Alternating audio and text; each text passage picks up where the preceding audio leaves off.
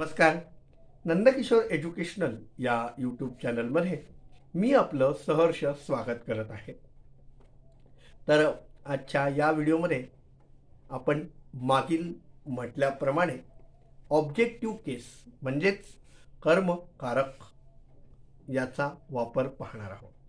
आता हे कर्मकारक म्हणजे काय, तर याचा वापर किंवा याचा प्रयोग अशा वेळी होतो जेव्हा क्रियापदाचे कर्म म्हणजेच ऑब्जेक्ट ऑफ द वर्ब व्यक्त स्वरूपात असेल, प्रकट झालेला असेल. याची इंग्लिश व्याख्या आपण बघू. When a noun is used as an object of the verb it is in the objective case. जेव्हा नाम एखाद्या पदाच्या कर्मस्थानी असेल त्यावेळेला कर्मकारक होतं. आता नॉमिनेटिव्ह केस म्हणजे काय, तर कर्ताकारक, आणि ऑब्जेक्टिव्ह केस म्हणजेच काय, तर कर्मकारक. बघूया वाक्य पहा. Rama wrote a letter. आता रामा रोट अ लेटर, इथे लेटर या शब्दाला म्हणजे रामा पत्र लिहितो, इथे पत्र या शब्दाला अंडरलाईन केलं गेलेलं आहे. म्हणून रामा काय करतो, तर रामा पत्र लिहितो. लिहितो क्रियापदाचं जे कर्म आहे ते आहे पत्र, म्हणून पत्र हे काय झालं, ऑब्जेक्टिव्ह केस म्हणजे कर्मकारक झालं. हरी स्वा अमोहन. आता हरी स्वा अमोहन म्हणजे काय, हरीने मोहनला पाहिले. कुणाला पाहिले, मोहनला पाहिले म्हटल्यानंतर मोहन हे झालं कर्मकारक. Krishna killed a snake. कृष्णाने नागाला मारले किंवा सापाला मारले म्हटल्यानंतर कृष्णा काय झाला, हे स्नेक साप काय झाला, कर्मकारक झाला. Sita did the work. सीताने काम केले. काम हे काय झालं, वर्क हे काय झालं, कर्मकारक झालं. अशा वाक्यांमध्ये जे अंडरलाईन केलेले शब्द आहेत, अंडरलाईन केलेले शब्द काय काय आहेत, लेटर आहे, मोहन आहे, स्नेक आहे आणि वर्क आहे. बरोबर. म्हणजे काम, पत्र आणि साप हे शब्द काय आहेत, अंडरलाईन केलेले आहेत. म्हणून हे काय आहे, हे शब्द जे आहे ऑब्जेक्टिव्ह केस म्हणजेच कर्मकारक आहे, कारण की यांचा वापर क्रियापदाचे कर्म म्हणून झालेला आहे. आता ओळखायचं कसं, मग यांना आपण काय म्हणायचं, मग यांना म्हणायचं ऑब्जेक्टिव्ह केस, कर्मकारक. आता ऑब्जेक्टिव्ह केस ओळखण्याकरता क्रियापदाला काय किंवा कुणाला ह्या शब्दांनी प्रश्न विचारले की आपल्याला जे उत्तरादाखल शब्द मिळतात ते काय असतं, कर्मकारक असतं. आता उदाहरण अर्थ पहिलं वाक्य आपण घेतलं. आता पहिलं वाक्य काय होतं, रामा रोट अ लेटर. आता याचा मराठी अनुवाद आपण काय केला, राम पत्र लिहितो. आता राम पत्र लिहितो, मग आता प्रश्न करा क्रियापदाला, राम काय करतो, तर उत्तर मिळेल राम पत्र लिहितो. आहे की नाही, लक्षात आलं. मग लेटर म्हणजेच पत्र याचा वापर काय झालेला आहे, ऑब्जेक्टिव्ह केस झालेला आहे. म्हणून हे लिहिले या क्रियापदाचं पत्र हे काय आहे, कर्म आहे, म्हणून हे ऑब्जेक्टिव्ह केस आहे. लक्षात आलं. आता अशा प्रकारे दुसऱ्या वाक्याचं तुम्ही बघा. आता इथे एक तुम्हाला सूचना दिलेली आहे. ऑब्जेक्टिव्ह केस अशा वेळी सुद्धा होऊ शकतो किंवा बनू शकतो, किंवा ऑब्जेक्टिव्ह केसचा वापर अशा वेळी सुद्धा केला जातो की नाम किंवा म्हणजे नामापूर्वी किंवा सर्वनामापूर्वी जर प्रिपोजिशन आलेलं असेल, म्हणजे शब्दयोगी अव्यय आलेला असेल, तर अशा वेळेला सुद्धा ऑब्जेक्टिव्ह केसचा वापर केला जाऊ शकतो. आता बघा, हरी, उदाहरण बघा, Hari sleeps in the room.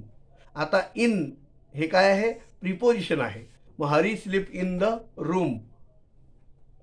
Rama was going to Agra. आता इन आणि टू ह्या वाक्यांमध्ये काय झालेलं आहे, रूम आणि आग्राचा वापर ऑब्जेक्टिव्ह केस म्हणून झालेला आहे.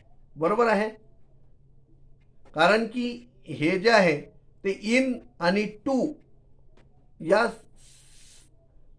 शब्दयोगी अव्यया नंतर आलेले आहे. सो अशा अवस्थेमध्ये यांना गवर्न्ड बाय द प्रिपोजिशन असं लिहावं लागतं आणि यांचा क्रियापदाशी काहीही संबंध नसतो. लक्षात आलं. आता मला सांगायचं आहे, शॉर्ट इन शॉर्ट मला तुम्हाला असं सांगायचं आहे, ज्या वेळेला नाम किंवा सर्वनामचा आपण जेव्हा कर्मकारक बनवत असेल किंवा कर्मकारक असेल आणि कर्मकारकापूर्वी जर शब्दयोगी अव्ययाचा वापर झालेला असेल तर अशा वेळेला शब्दयोगी अव्ययाच्या अगोदर जरी क्रियापद असलं तरी क्रियापदाशी त्या ऑब्जेक्टिव्ह केसचा म्हणजेच कर्मकारकाचा काही संबंध नसतो. त्यांचा संबंध जर प्रिपोजिशन म्हणजे शब्दयोगी अव्ययाशी जोडला गेलेला असतो तर अशा वेळी त्यांना गवर्न्ड बाय द प्रिपोजिशन लिहिलं जातं. गवर्न्ड बाय प्रिपोजिशन केव्हा लिहितात ते तुम्हाला आता लक्षात आलं. आता पुढचा पॉइंट एक महत्त्वाचा आहे की आता बघा, एक महत्त्वाची सूचना आहे की काही जे क्रियापदं असतात ज्यांना दोन कर्म येतात, ज्याच्यामध्ये काय येतं, दोन कर्म येतात.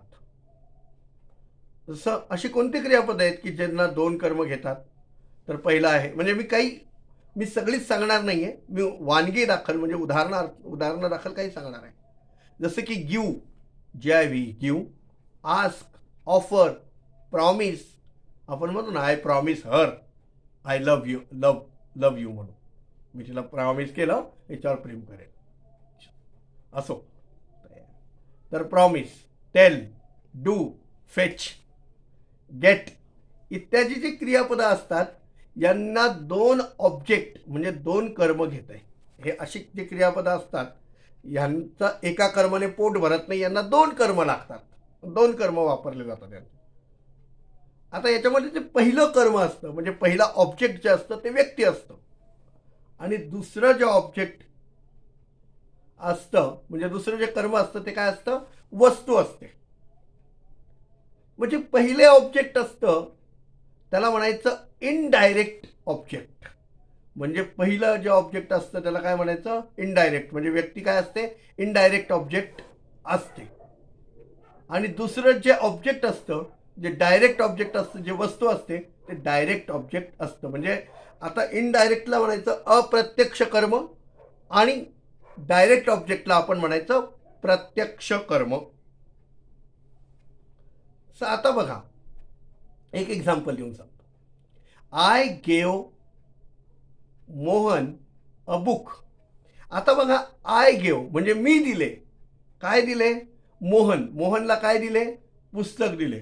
मी सांगितल्याप्रमाणे बघा, पहिलं कर्म व्यक्ती आलं, मग हे झालं अप्रत्यक्ष कर्म. कोणतं, मोहन झालं अप्रत्यक्ष कर्म आणि अ बुक, हे बुक झालं हे प्रत्यक्ष कर्म. म्हणजे मोहन इनडायरेक्ट ऑब्जेक्ट आणि बुक हे डायरेक्ट ऑब्जेक्ट आहे. आता पुढचं वाक्य बघा, शी told her sun a story. याच्यात पण बघा, पहिलं जे ऑब्जेक्ट आलं हर म्हणजे काय झालं, पर्सन झालं. आणि हर सन म्हणजे काय झालं, ए ऑब्जेक्ट झालं, हे इनडायरेक्ट ऑब्जेक्ट झालं. अ स्टोरी, आता स्टोरी झालं इनडायरेक्ट ऑब्जेक्ट. आता पहिल्या वाक्यामध्ये दोन ऑब्जेक्ट आलेले आहेत, आहे की नाही. पहिल्या वाक्यामध्ये दोन ऑब्जेक्ट काय काय आलेले आहेत, एक तर मोहन आला आहे, इनडायरेक्ट ऑब्जेक्ट मोहन झाला, आणि बुक हे डायरेक्ट ऑब्जेक्ट वस्तू झाली. आता मोहनचा वापर इनडायरेक्ट ऑब्जेक्ट म्हणून झाला, हे मी तुम्हाला सांगितलेलंच आहे. आणि बुकचा वापर काय म्हणून झाला, डायरेक्ट ऑब्जेक्ट म्हणून झालेला आहे. त्याचप्रमाणे दुसऱ्या वाक्यामध्ये पण तुम्हाला दाखवलं मी की याच्यामध्ये सुद्धा दोन ऑब्जेक्ट आहे. पहिला ऑब्जेक्ट आहे हर सन म्हणजे सन घ्या आपण थोडक्यात, हे झालं व्यक्ती, आणि स्टोरी हे दुसरा ऑब्जेक्ट आहे. तर सन झालं, सनचा वापर झाला इनडायरेक्ट ऑब्जेक्ट म्हणून, म्हणजे अप्रत्यक्ष कर्म, आणि स्टोरीचा प्रयोग झाला प्रत्यक्ष कर्म म्हणजे डायरेक्ट ऑब्जेक्ट म्हणून झालेला आहे. लक्षात आलं? आता हे ओळखायचं कसं? तर क्रियापदाला काय ने प्रश्न विचारला तर उत्तर काय मिळेल? डायरेक्ट ऑब्जेक्ट मिळेल. बरोबर आहे? आणि क्रियापदाला कुणाला असा प्रश्न विचारला तर उत्तर काय मिळेल? इनडायरेक्ट ऑब्जेक्ट मिळेल. बरोबर आहे?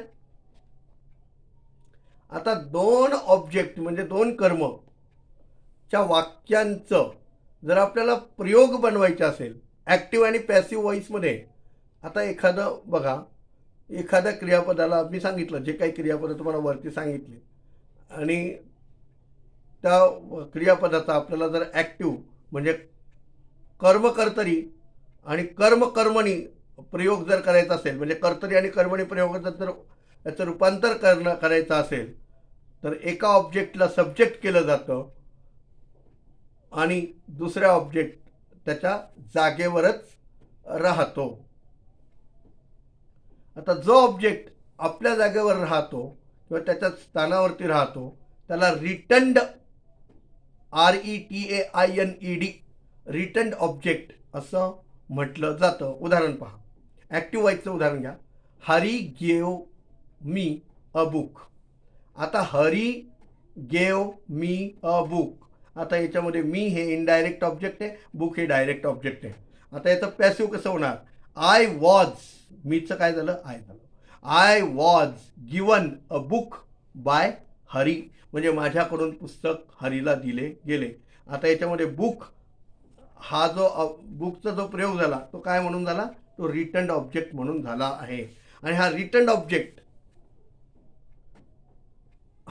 ऑब्जेक्ट फक्त कुठे लिहिलं जातं? जेव्हा कर्मणी प्रयोग होतो तेव्हाच फक्त रिटर्न्ड ऑब्जेक्ट लिहिलं जातं. लक्षात आलं? अशाच माझे नवनवीन व्हिडिओ पाहण्यासाठी चॅनलला सबस्क्राईब करा. भेटूया पुढच्या व्हिडिओमध्ये. तोपर्यंत खुश राहा, आनंदी राहा. धन्यवाद.